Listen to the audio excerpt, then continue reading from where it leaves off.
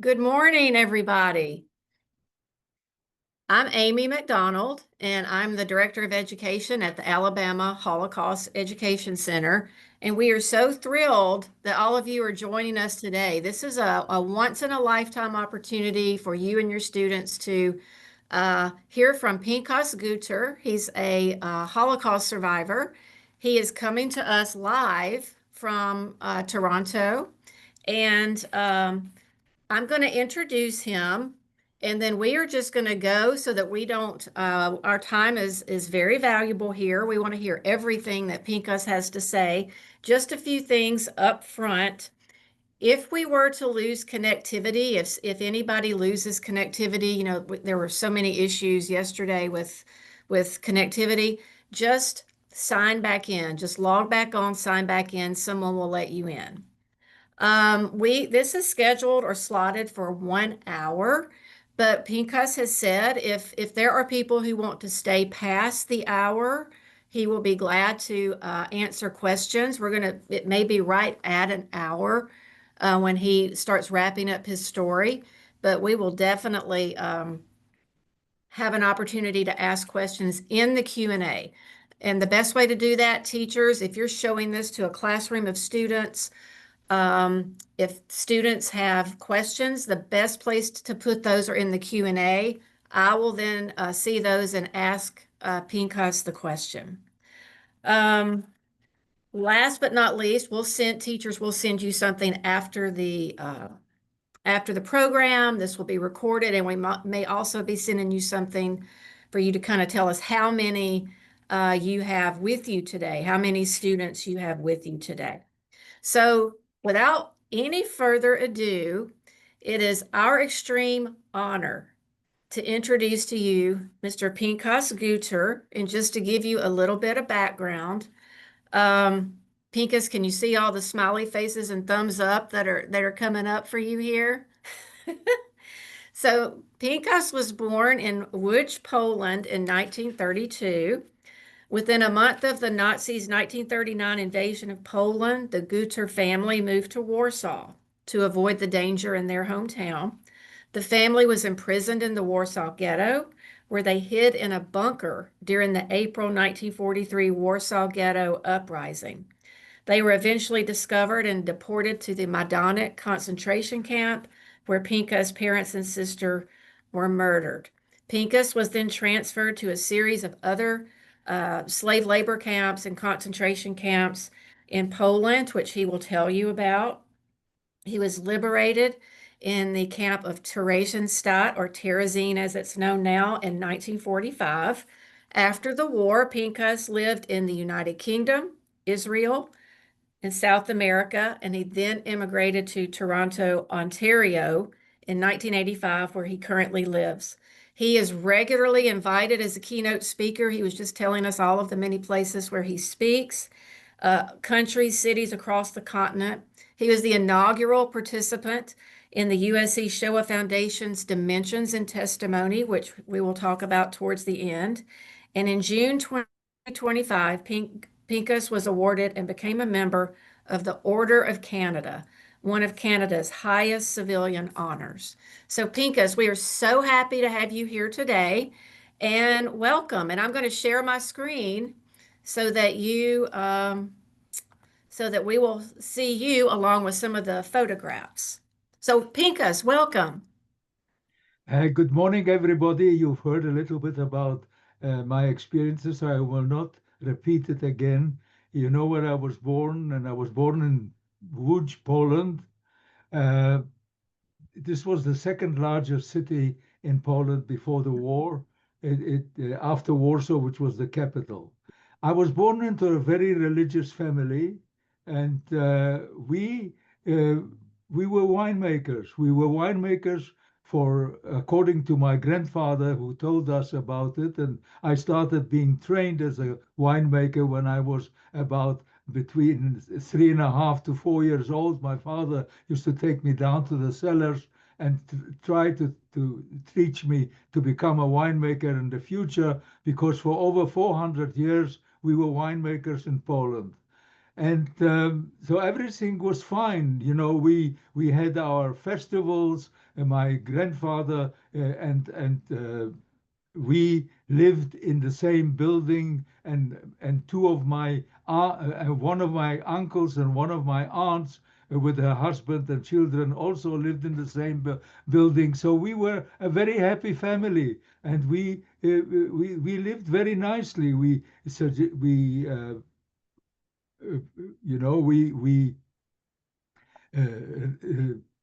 had beautiful holidays, all the Jewish holidays, and Passover. My grandfather used to bake the matzahs, and we used to run around. And we were a very happy family. There was anti-Semitism before the war, before in Poland, but it didn't. In the little towns it was worse, but in the big town like Łódź, it wasn't so bad.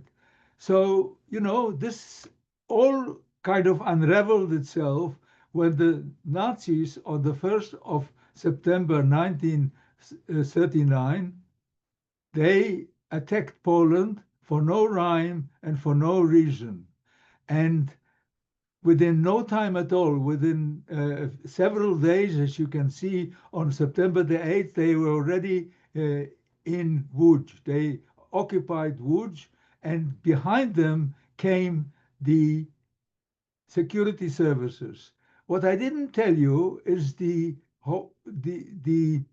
that there were 750,000 people living in Łódź at the time, of which 100,000 were of the Germanic origin. They were left over when Poland became independent once again, because Poland for 150 years was occupied by the Russian, the Prussian, and the Austro-Hungarian Empire. So when they left, when Poland became independent again in 1919, they these people stayed behind, and they were very important in Łódź because they brought the textile industry already when they were occupying Łódź at the time. So they were the 100,000 of them Germans there. Amongst them, of course, there was a fifth column, and the fifth column was spies who made notes of notables that lived in Łódź, and notables of all kind of religions, not necessarily, because Poland was a mixed bag of religions. There were different Christian denominations, not only Catholics. There were different denominations. There were conservatives. There were all kinds of different religious denominations in Poland. So they made notes, these fifth column, these spies amongst them, and the majority were very nice people. They weren't. But the moment the Germans came into Łódź, they became what they call themselves in German, the Herrenvolk. They became the bosses of Łódź. And we, immediately the Jews had to be second-class citizens. Not only second class, but not even third class or not even fourth class. They lost their citizenship immediately. They became non-entities, and they had to give up everything. Like, for example, the Nazis made us give up our bikes, our radios, our furs, our religious items, our jewelry. They locked up our bank accounts, and you could only take out a certain amount of money out of there. You could only, for example, there was a special curfew for Jews that you can only go out and get a little bit of food only for a couple of hours during the day. And after that, if you were caught after the curfew, they immediately would start shooting you. So the beginning of the Holocaust started right from the beginning, not only against Jews, but against Poles, Christians, and Catholics, and Methodists, and anybody else that didn't align themselves but the ideology or wasn't of Germanic origin. And of course, the Germans had little lapels with a swastika, which they wore on their clothing. And if you and you had to, when you saw a German, if you were in the street, you had to take off your hat and you had to bow to him. And if you didn't do that, you were either beaten up or badly arrested and treated very badly. And this went on for quite a while. One of the things that happened that I remember quite clearly is my grandfather was a member of a religious organization where he was a notable in it. So he must have been on one of the lists from the Jewish, they took lists from the Jewish community council. There was always a Jewish community council that looked after the Jewish family. They were over 200,000 people in Łódź that were of Jewish religion. So you can imagine there was a Jewish council that looked after these people, after the poor, after so forth and so on. So they came suddenly. We were all living in the same place.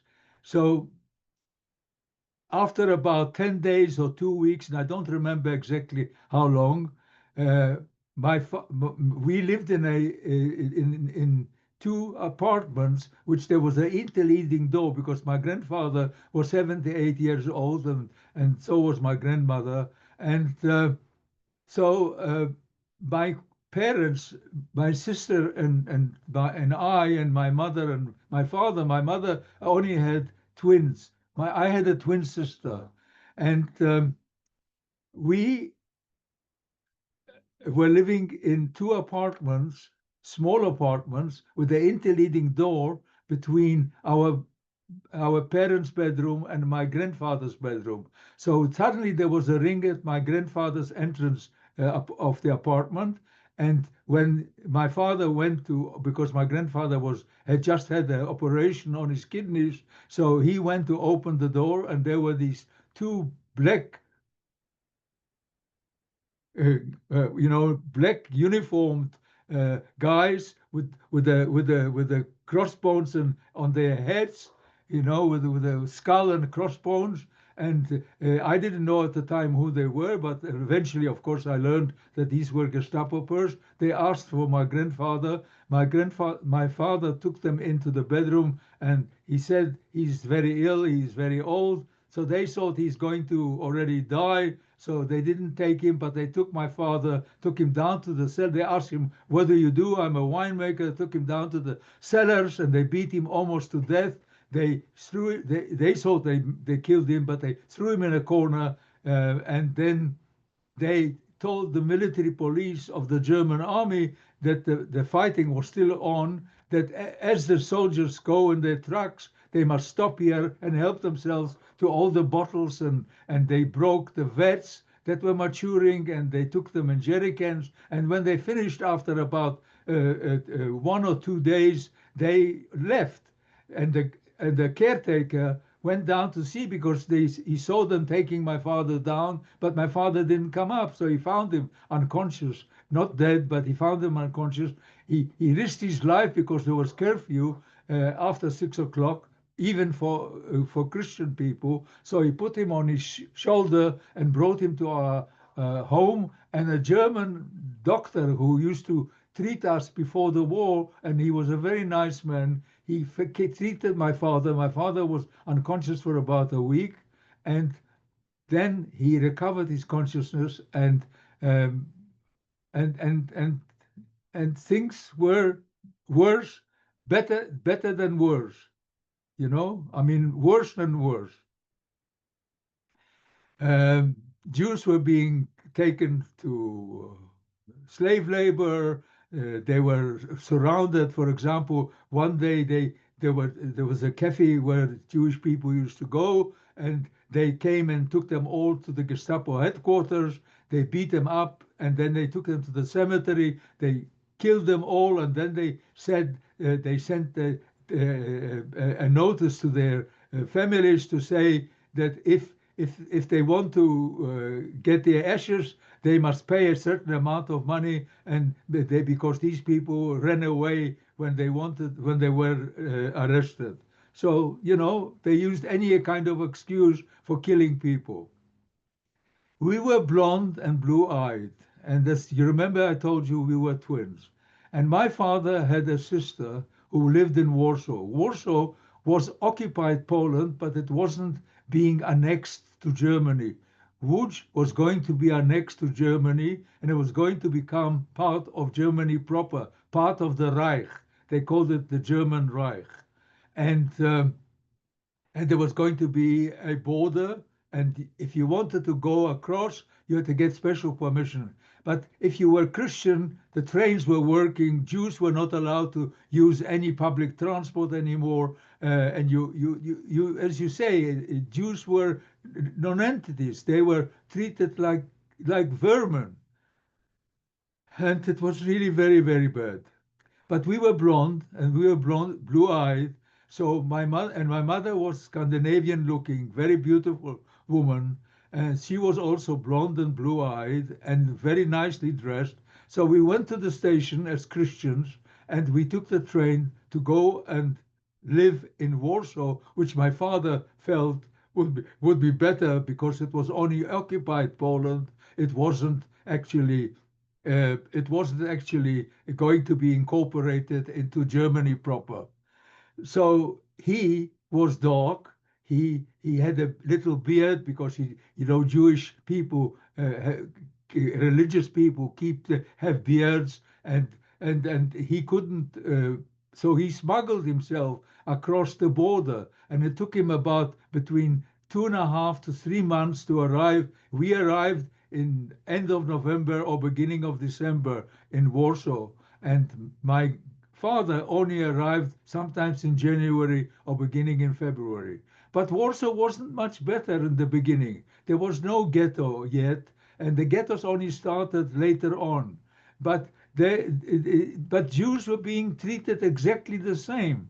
For example, if you were walking in the street and German soldiers who were on leave, who weren't even Gestapo or security services, when they they didn't have revolvers, the ordinary soldiers. They had a bayonet on the left-hand side. They didn't. Only officers had the revolvers, and when they saw Jews with beards, they would call them, and they would start cutting their beards off with their bayonets and make them bleed. And then they called young girls, whether they were Christian or Jewish, it didn't make any difference to them. And they made them dance like gypsies, like monkeys in the street, and they killed themselves laughing. And so they were abusing them and hitting them and doing all kinds of things because Jews, you had no rhyme or reason to complain. If you complained, you were even beaten even more. So things were getting really bad. And then they closed us into a ghetto.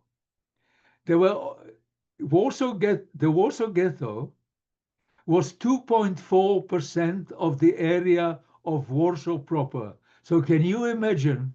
There were 1,350,000 people living in Warsaw, of which 350,000 were Jewish people. So they kicked us into this 2.4% of the area. They created a Jewish community council. They created a Jewish police, a Jewish prison, a Jewish post office, and they said that you're now becoming, an entity of its own. And they closed us in. They built huge walls around this 2.4% of the Warsaw proper, and they stuck us in. So you can imagine how many people there were to a room. My father found when he arrived in Warsaw, he needed to make a living, and he was fortunate in that he found in a building that was destroyed during the war bombing, he found a little apartment which was the size of a schoolroom, divided into two, a little kitchen and a bedroom, which were only two beds and two little beds for the children could fit in. And that's basically how, and he also put two vats in the kitchen, and he started making a wine. He used to buy raisins on the black market. You can make wine from anything. You can make wine from actually from any kind of fruit or any kind of potatoes or even anything. You can make alcohol from anything. But he made it wine from grape juice. And for those people that could still afford it, I would take a rucksack, and then my father, I would go collect bottles, and the bottles were being cleaned, and my father used to make the wine in it, and on a Friday I used to go out. He gave me addresses to go to deliver to people. But Warsaw Ghetto was a hell on earth. It was an apocalyptic hell. And the reason why is because, can you imagine 350,000 people pushed into 2.4% of the area, and there were 10 people to a room, there were 9 people to a room, depending how many, and there wasn't enough room for everybody.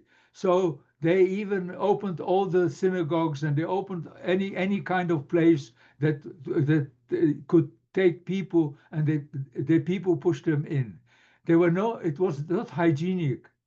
And from the beginning of 1941, the ghetto was closed round about October of 1940, and then they had barbed wire on top and there were Jewish police standing inside the Warsaw Ghetto, and then there were Polish blue police collaborators with the Germans, uh, the Polish police, and then they had the German gendarmes, and they separated us. So continuously, the only thing that people used to be able to do is slave labor. Every day, the Germans would come to our community council, and they would want 50,000 people. The Germans set up factories both in the Warsaw Ghetto and outside the Warsaw Ghetto. The Jewish police used to go around and collect people every day. They had their names. They would come and collect them and take them outside of the Warsaw Ghetto into the factories and into the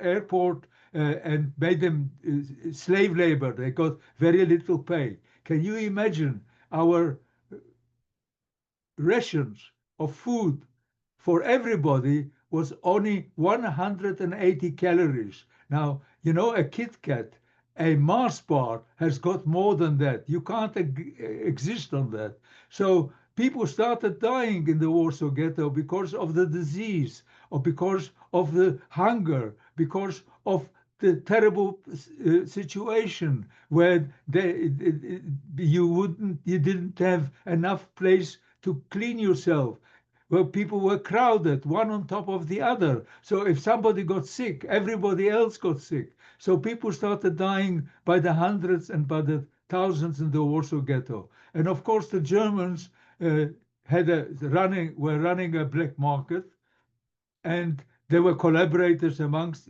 Jewish people also, and they run a black market. And the black market, thank God for the black market, because Christian people would come in, and people started selling everything they had. First, they started selling if they had some jewelry left after the Germans grabbed it from them. And then they started selling their clothing, and then they started selling their bedding just to get a few bits of food, bread and other things.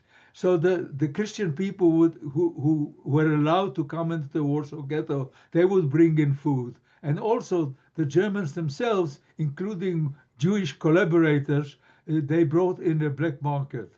And they started cafes in the Warsaw Ghetto, and they started enjoying themselves. And this little boy who ran around looking for bottles so that my father could make the wine and then make a living out of making this wine. He would buy raisins on the black market, and he would make this wine in our little kitchen. He set up two kind of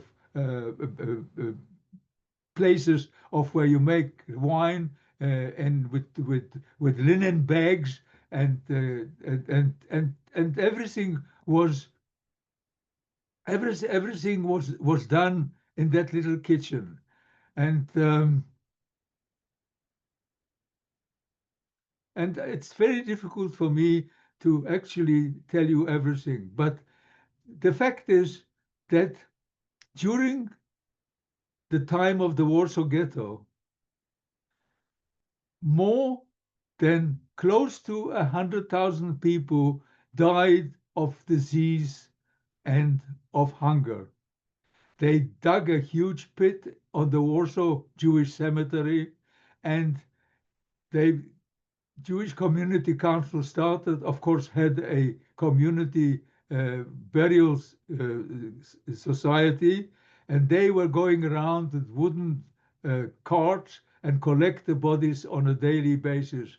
And this little boy, I was standing outside a cafe where the German collaborator and the collaborators would dance and sing and enjoy themselves and drink, and the geese were being roasted, and I would kind of inhale the scent of these geese, and because turkeys are something in Canada or in the United States, but in Poland it's mostly geese. So they would ducks and geese, and they would roast these geese and enjoy themselves eating and drinking and dancing and singing, and so the Germans and their collaborators, the Polish police and the others, they would enjoy themselves. And at the same time, this little boy saw dead bodies lying in the street, and until such time as they actually were, the burial society came around, and these wooden uh, uh, conveyances, and then take them to the cemetery, and no prayers and no nothing, just they threw them like you collect garbage. Well, that went on until the 22nd of July 1942. Suddenly, on the 22nd of July 1942, placards appeared on the walls, and and those placards said, because of the hunger, because of disease, because there isn't enough work for everybody, there's unemployment, so we are going to send you to the east, where you're going to work on farms, you're going to be happier, and you can take your families together. Each person can take 15 kilos of their goods with them, and they must come to the place of relocation. They didn't use deportation, they used the word relocation. And they were also offering you 3 kilo bread with jam for the journey. So a lot of people went and volunteered to go because they were hungry, they were getting 3 kilo bread, they were going to a better place. And if you look on this picture, you can see a Jewish policeman, a Jewish policeman in the Warsaw Ghetto.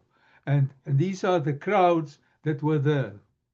So you can imagine how people lived in the Warsaw Ghetto because of these huge crowds of people, that a lot of them didn't even have a place to sleep at night, that they would sleep in the streets. And so a lot of them volunteered. But the Jewish Community Council told us everything is going to be okay. And the Community Council had Mr. Chernyakov, who was an engineer. He committed suicide when the Germans came and asked him to take the children, and he knew what was going to happen, so he committed suicide, but he didn't tell anybody what he knew about it. But what happened actually, we had youth societies who wanted to know where these trains are going. And the reason why is because these trains, they were like 50 wagons, and they would take about 6, 7, or 8,000 people a day in the morning, and they would go away to take them to so-called the east of relocation, to better places. And they found out that the same locomotive, because they checked the numbers and they also saw the sum of the trucks of the cattle trucks of the train, where the numbers were the same. So they would leave in the morning and they would come back lunchtime for another group of people. And so they wanted to know where they're going because it took too near, not very far in the east. So they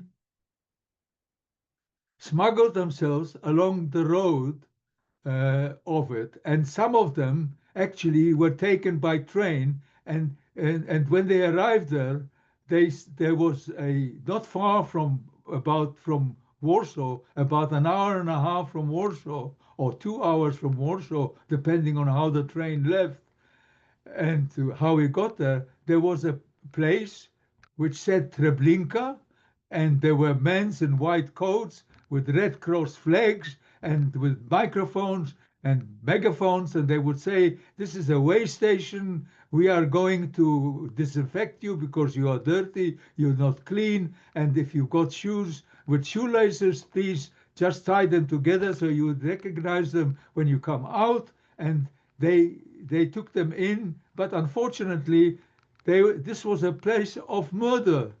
It was a place where people were dying by the thousands. Treblinka was a place of murder. So they came back to the Warsaw Ghetto. That happened within weeks of these deportations. Not relocations, but deportations for murder, because they decided to murder just about everybody in the Warsaw Ghetto. And then people started to not want to go because they realized that if they go to the station, the Umstagplatz, which was the place where they brought the trains to, they're going to be murdered. So people started hiding.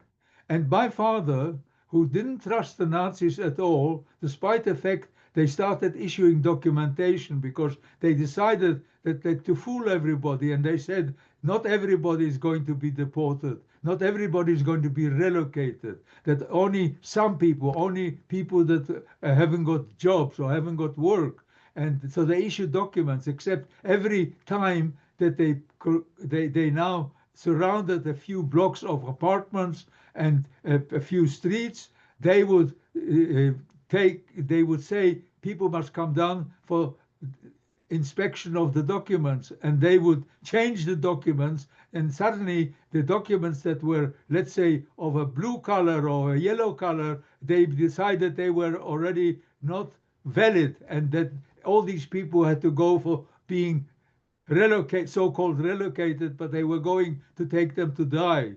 And then they only allowed a certain amount of people to stay there, like the people that the Jewish police and the others that and the collaborators and so forth and so on. And this lasted for quite a while. In January, in the first, they had three axios. They called it actions, and that means actions. And so the first action finished around about September of 1942. And it was just of the Jewish holidays when we have Rosh Hashanah and Yom Kippur. And we were hidden in an attic. My father never trusted the Nazis, as I told you, and we were always hidden. My father was like a giant, and he hid us, and I don't know where he hid himself, but we were always hidden either in an attic behind false walls or in a factory under steel doors or something like that. And so we survived until the end of the beginning of October, November.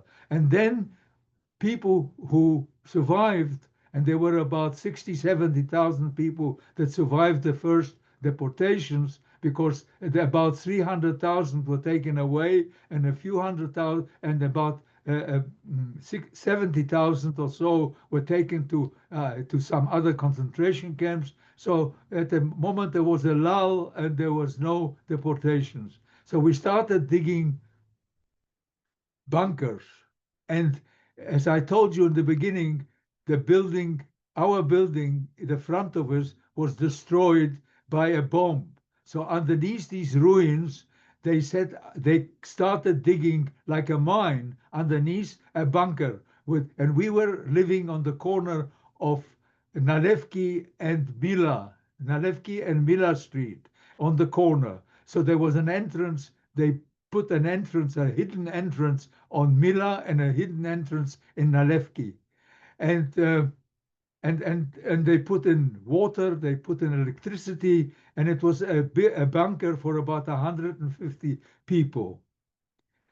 And then in January, they came to take people out. And then the first uprising was in January. When they arrived, the Jewish youngsters got together, about 1,000 of them got together. They managed to get arms. They started manufacturing Molotov cocktails. And if you don't know what a Molotov cocktails, I will tell you, it's a bottle where you pour gasoline in it, and then you take a rug and you wet the rug with gasoline, you light it, you throw it at the truck with soldiers, and it goes in flames. You throw it on a tank, and it also goes up in flames. And this is what they were manufacturing. They also bought from German soldiers and Ukrainians and Latvians that were collaborating with the Germans and hated Jews.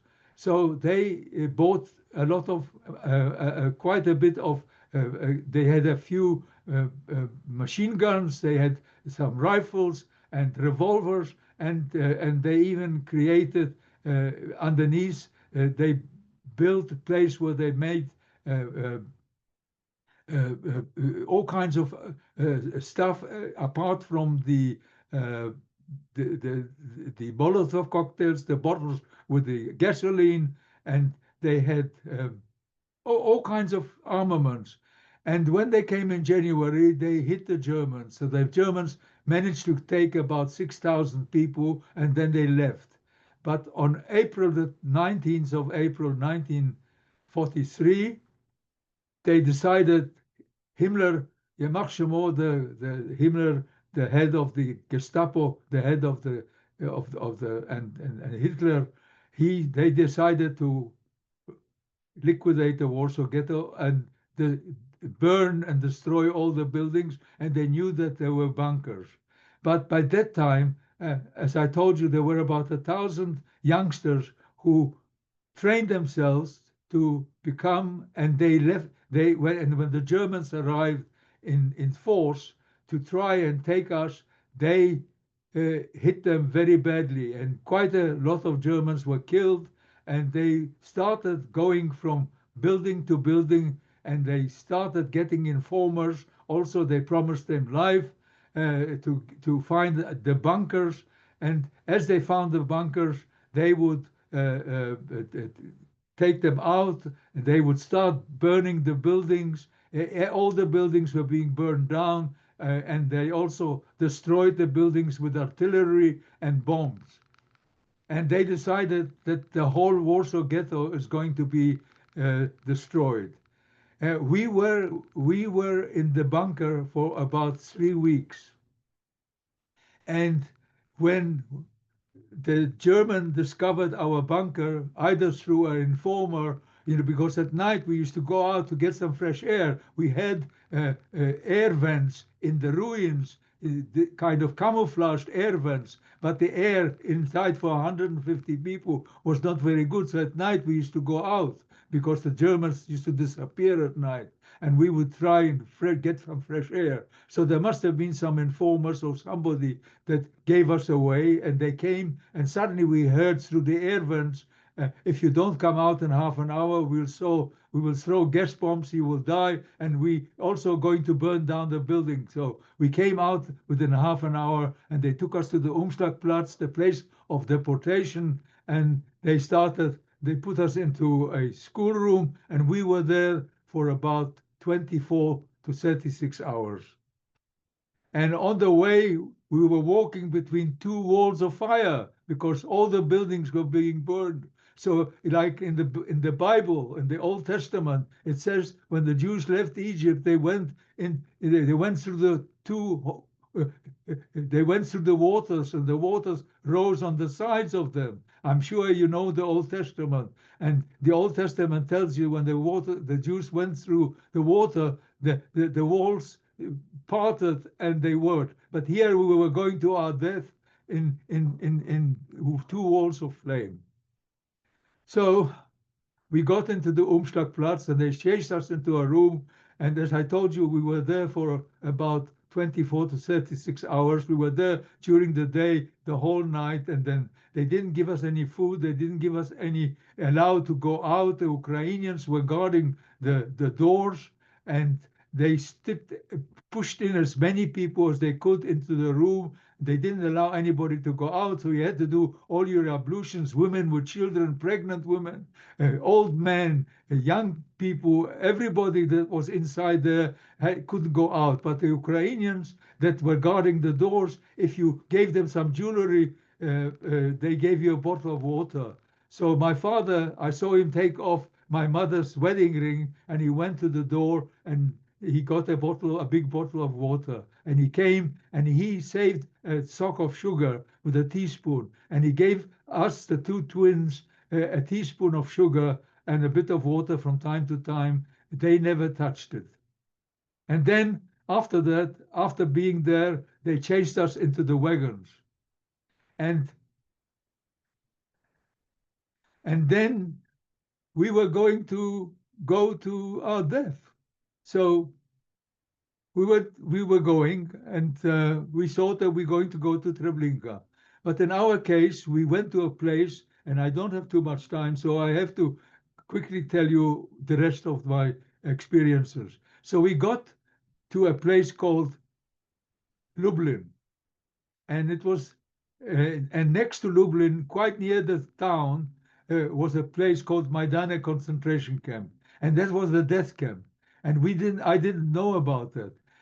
I didn't know what it was all about. But we got off, and then uh, we marched. We marched from the station to Maidane concentration camp, which of course I learned later on that it was Maidane concentration camp. And then they divided people from women on separately, men separately, children who were without parents separately, and my sister separated from my father and mother. And because I was quite tall for my age, I was by that time 10 years old. And my father, for some reason, he must have known something. And he said, when they ask you, please tell them that you are 16, that you are not 10 years old, that you are 16. And I was tall enough for that. I was about a head taller, although I was a twin, a head taller than my sister. My sister was pushed towards the children. And then when she saw my mother standing with the women, she started running.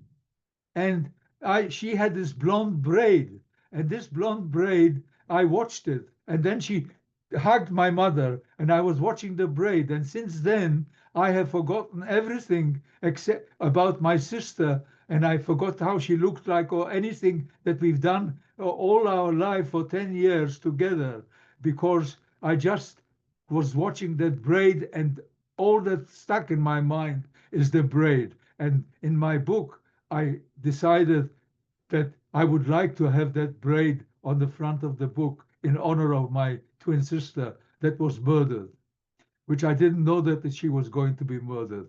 And then when everybody was taken away, we were the last group, and I was with the men together with my father. They pushed us into a barrack, and they told us to undress naked. We ran with our hands in the air, and they and my father ran in front of me, and there was a man with a white coat and with a stick, and he pushed people right, left, right, left, right, left, right, left. And then I went into a room, and there were shower heads and that in that room, and I knew that they tried to fool you right to the end so that you shouldn't make any problems for them. So a gas comes out. They try to fool you that water is going to come out, but gas comes out. So I started saying my prayers, and I said my prayers, and suddenly water came out. In my case, water came out. So I was washed, and then I went to they cased us into another barrack. They gave us those striped clothes, wooden clogs, and head, uh, a round head, all striped like striped prison clothes with a number, and then they chased us out on a roll call. And I looked for my father because I thought to myself, if this is obviously a place where they don't kill you, they train you, and you're going to work. And so I looked for my father, but I couldn't find him. Of course, I was then after that they chased us into a barrack, and they didn't give us anything to eat after we haven't eaten anything now for a couple of days. And then my father wasn't there, and then I fell asleep. And the next morning uh, there was a roll call, and people told me that the actual fact, when you go to the left, you go to the gas chambers, that this is a death camp, that people, they take some people to work, but they choose people to work, but they also choose people to die. And about 60, 70,000, Jews died in actual Majdanek from being murdered in the gas chambers. If you go there today, the Nazis didn't have time to destroy them like they had time to destroy them in Auschwitz. So you can actually see the gas chambers today. And I was in that camp for about 3 months.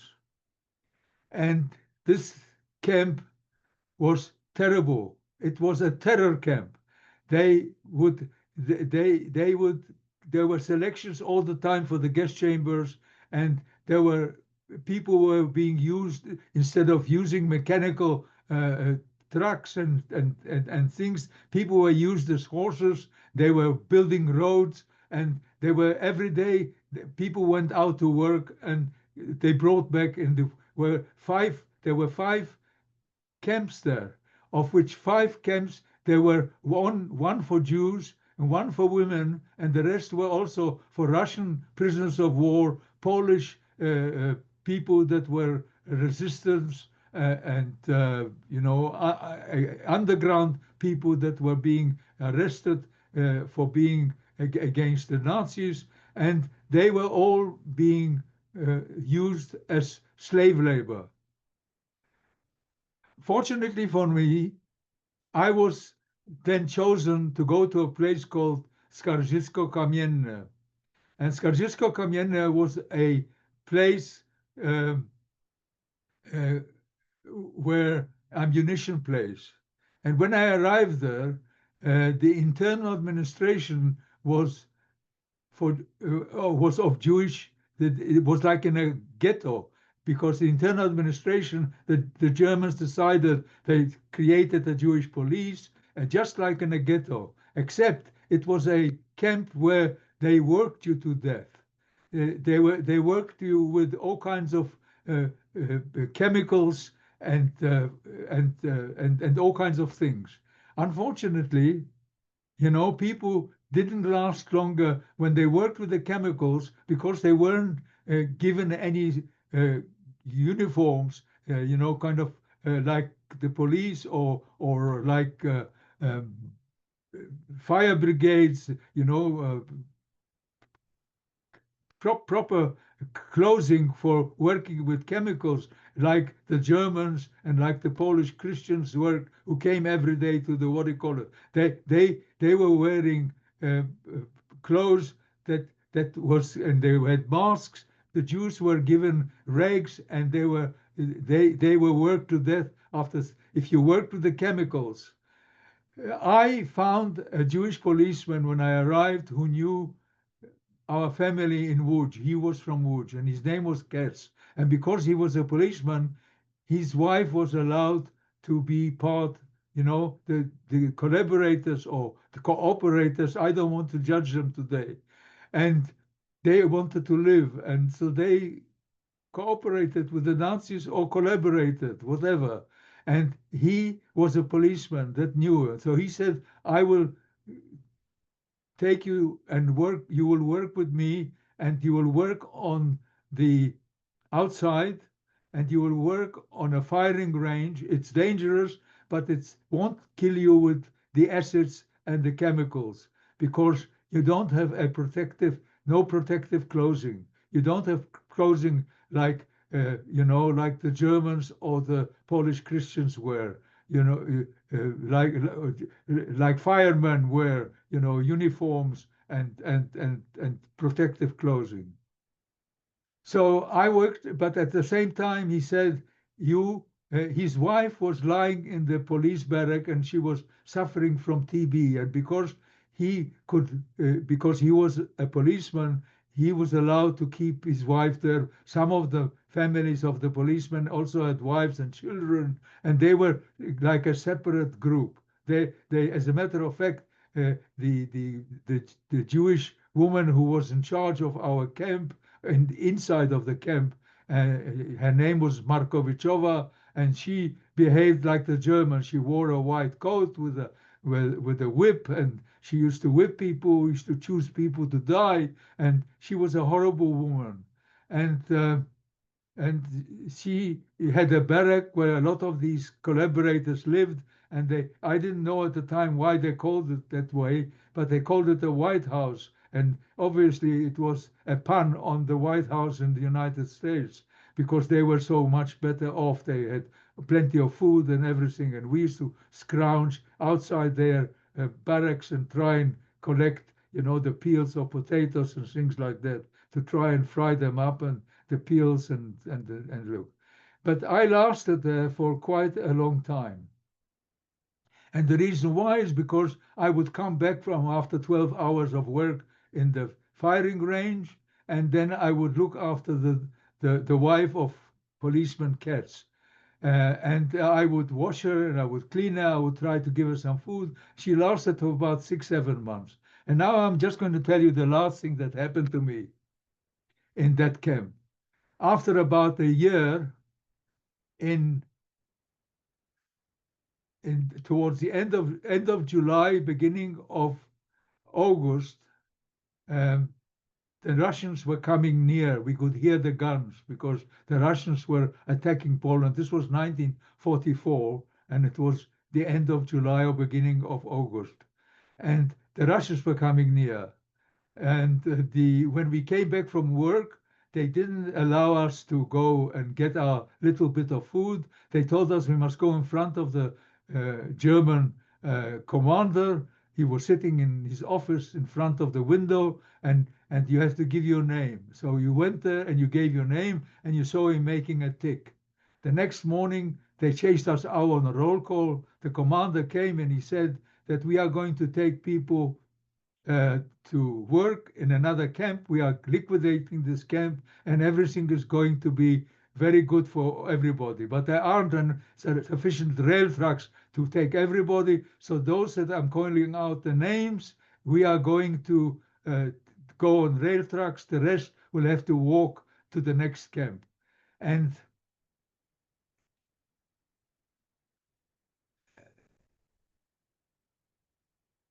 what actually happened was there was a woman who was very friendly with the commander. She was a physician, and she treated a lot of the Ukrainians who were mainly the guards of our camp, and with their families, and they had their cottages and with their children and wives. And she treated them, and she also treated she was a very fine physician, and she treated even some people, the Gestapo in Radom, which was not very far from where we were in Skaržisko. And she was very friendly. And because she was very friendly with the commander, she thought everything was going to be fine. So he called her mother, because she had her mother there because she was a collaborator, or whatever, and she was friendly with the commander. So she ran to him and pulled his sleeve, and I didn't hear, but I assume she wanted to go with her mother, and he pushed her back. And then he lost his temper. He was a killer. He would kill people all the time. going around the camp. When he saw somebody that he didn't like, he would kill them. So he suddenly called the wife, the mother, and he shot the mother and he shot the sister. He lost his temper. And so we knew that the people that are being called out, we looked around and people were yellow from their working with picric acid, which was called in Polish pikryna, and in rags, and I was in rags. And then we started running away because we didn't want to die. So I ran under a barrack. The barracks were on stilts, and I burrowed myself. Cats found me because the Jewish police and the Nazis had all started, the Ukrainians and the Germans, they started looking for everybody. And if they found you hiding, they would shoot you on the spot. And they started a new roll call. And the Nazi and Katz said, "I was going to save your life." He took me to the police barrack, took all my rags off, and combed my hair, took me, washed me, gave me proper boots, high boots, and proper jacket and underclothes and shirt and everything. And he said, "Go out with God's help. There's going to be a new selection. He's going to go from row to row. And if he's got 500 people on the list, he's going to take 500 people to kill. And it doesn't matter who is going to choose, because so that's what happened." And unfortunately for me, he passed me. And he came to and stood in front of me, and I thought, well, he recognized me when I gave my name, but he didn't. And he took my best friend who was standing next to me in rags, and he threw him now into there was a kind of a ring, and they were holding their hands, and anybody tried to run away, they would shoot him on the spot. And after they took everybody away, the ones they chose to be killed, we were taken and given our breakfast, and we didn't go to work. And the next day we were taken into a wagons and taken to the next camp in Częstochowa. And after that, I went from Częstochowa. I spent there for quite a few months, and then from Częstochowa I went to Buchenwald. Buchenwald was a place where it was towards the end of 1944. It was like January, or it was like November or December of 1944. In January 1945, I was there for a couple of months, I think, and on the 21st of January, I was sent to Colditz. And then I was in Colditz for about 3 months, working. Unfortunately for me, I came there and I weighed about 40 kilos. I was like a skeleton, but I was chosen to work in the SS kitchen. So it was a good place to work because I could eat as much as I wanted to. So I even managed to help. I found a rabbi that I knew that was a friend of my father's in Colditz, and he was in that camp. And I would give him my soup and my piece of bread in the evening because I had eaten myself enough. And then in April, they took us on a death march. 1,500 of us went on this death march. Only half of us arrived in Czechoslovakia, in Theresienstadt, and the 750 of them were actually murdered on the way, or they didn't give us any food. We walked on this death march. That's why they called them death marches, because we would eat grass, any anything that people could catch, any living thing that could catch. The soldiers used to shoot uh, um, all kinds of uh, game on the way, and they would roast it and eat it. But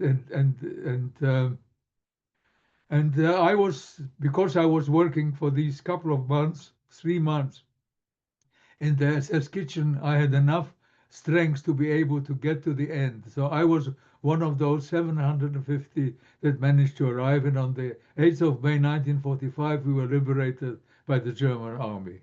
So this is a kind of synopsis of my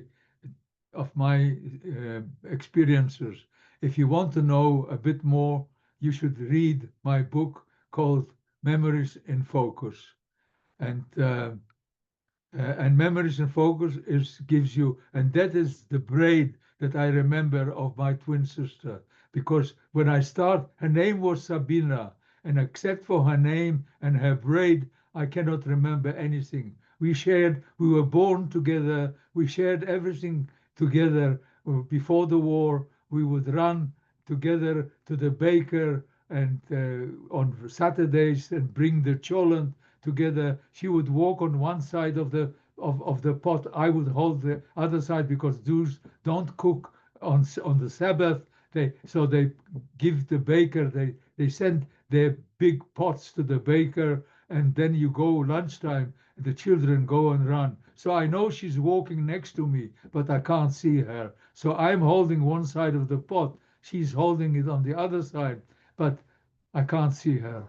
And that's very painful to me. At least as far as I don't have any pictures of my parents and of my of anybody because they burned everything and they destroyed everything. So there's nothing there. And now, if you want to ask any questions, I'm available. Pinchas, thank you so much. I'm going to start asking a couple of questions that we have in the chat, and we won't be able to get to all of these, but there are a lot of really, really good questions. One that I think is interesting, this comes from Jack. He said, "Did all Nazis act the same?" All Nazis. Did all Nazis act the same? Well, a lot of the guards that were supposed to be working together with the Nazis, some of them were human beings, and one of them was, for example, the head he was just by the end of the war in Kolditz, the head of it was only a staff sergeant. He was in his 50s, and he wasn't a terrible person. And for example, he took me to work in the not in the SS kitchen, which I worked in for 3 months.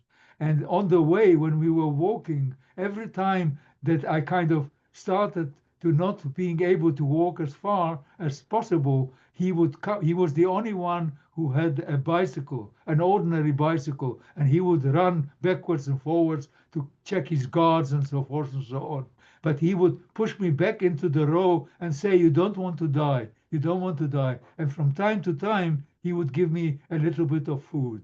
So from what they called, many pigeons, or they killed pigeons, they killed all kinds of other wildlife, and and he would give me a few bones and things to eat. So not every one of them, and there were some of them. For example, you have stories today where people tell, Holocaust survivors tell, that German Nazis who were supposed to be Nazis, but they were in the regiment of Nazis, they would actually try and help people. So not every one of them was terrible, but most of them were, the majority of them. And the population of Germany were anti-Jewish, and they didn't do a thing, except some of them, again, not everybody. You mustn't tar everybody with the same brush. You must remember that there are some good people, that in every person there is a good inclination and a bad inclination. If you look at the old Bible, I always go by the Bible because I'm a religious person. And when Jacob and Esau were in the womb of their mother, they were already fighting. So Jacob was supposed to be the good inclination, and Esau was supposed to be the bad inclination. But they were fighting already inside. So the good inclination always defies the bad, and it depends on who is the one that that is actually the better one. Hmm. Um, Liberty ask, what's the biggest message you want people our age to learn from your story? Well, I have got a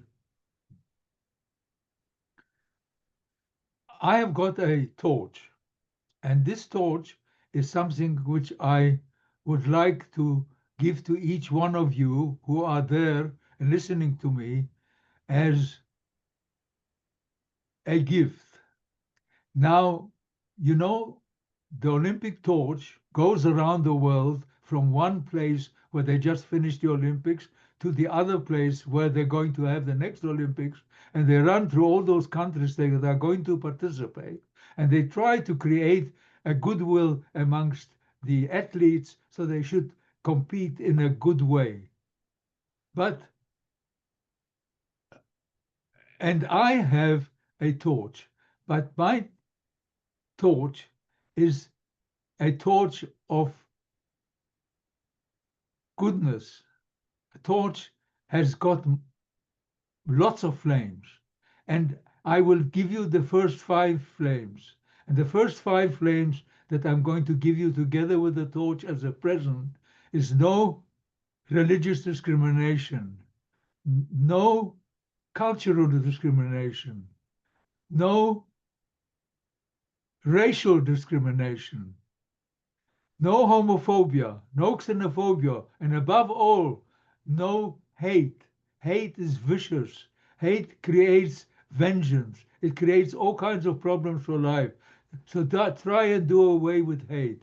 And take and give this flames and give this torch to everybody that you know. And let them light up this torch and let these flames light up the world and make the world a better place than it is at the moment. Because at the moment, there's a lot of problems in our world. And we, Holocaust survivors, try to create a world uh, through our telling our experiences what can happen and what shouldn't happen, is to try and spread these flames and make the world a better place.